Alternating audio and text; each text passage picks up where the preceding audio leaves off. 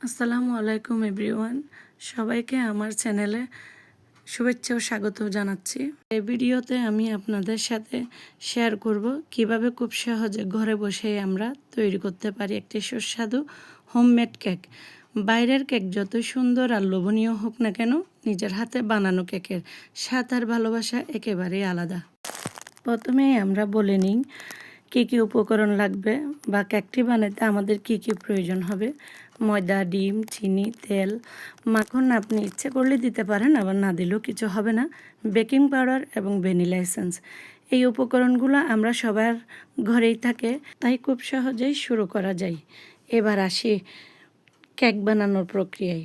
প্রথমে একটি বাড়িতে ডিম আর চিনি ভালোভাবে বিট করে নিতে হবে। যতক্ষণ না মিশ্রণটি একটু ফোমের মতো হয়ে আসে ততক্ষণ বিট করতে থাকবো। এরপর এতে তেল বা মাখন যোগ করে আবার মিশিয়ে নিই। এরপর ধীরে ধীরে ময়দা আর বেকিং পাউডারও ছেঁকে মিশিয়ে নিতে হবে। এই সময় খুব বেশি নাড়াচাড়া না করে আস্তে আস্তে মেশাতে হবে যাতে কেকটা নরম হয়। সবশেষে একটু ভ্যানিলা এসেন্স দিলে কেকের গন্ধটা সুন্দর হয়। এখন পুরো মিশ্রণটি একটি তেল মাখানো পাত্রে ঢেলে দিতে হবে। এবার কেক বেক করার পালা। আপনি চাইলে ওভেনে 180 ডিগ্রি তাপমাত্রায় 30 থেকে 40 মিনিটে বেক করতে পারেন। আর যদি ওভেন না থাকে তাহলে চুলার উপর হাঁড়ি বা কড়াই ব্যবহার করে খুব সহজে বানানো যায়।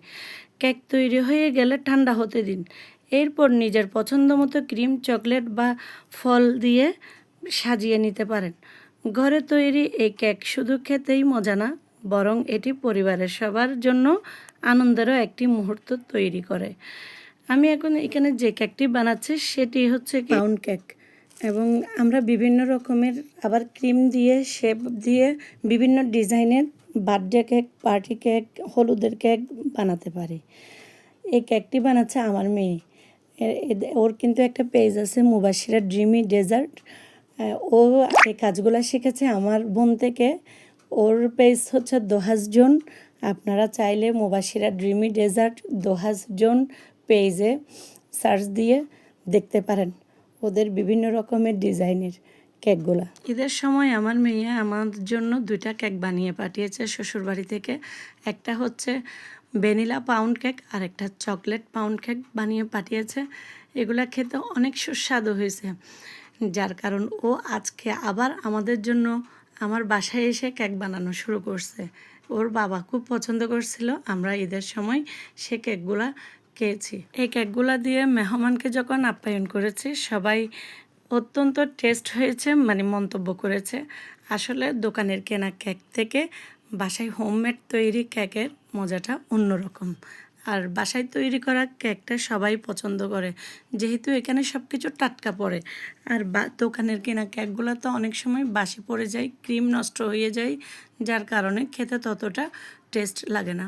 ভিডিওতে আপনারা দেখবেন এখানে কতগুলো ছোট ছোট কাপ কেকের ছবি দেওয়া আছে।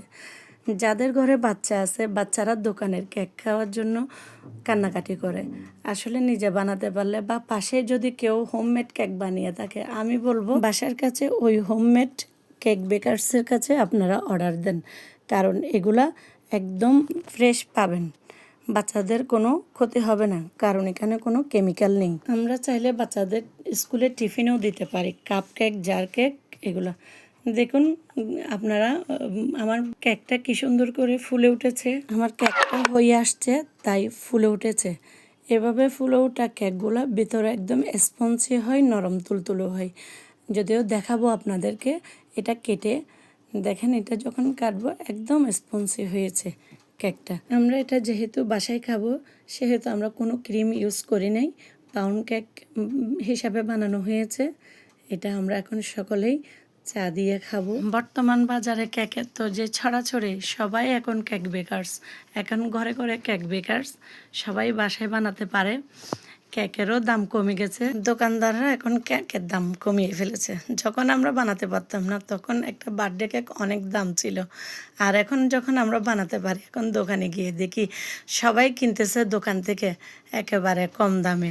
আমরা যদি ফাস্ট ফুডের দোকান থেকে কোথাও বেড়াতে যাই, নাস্তা নিয়ে গেলে তারা ততটা খুশি হয় না। যদি একটা হোমমেড বানানো ঘরের তৈরি কেক নিয়ে যাওয়া হয়, অনেক খুশি হয়।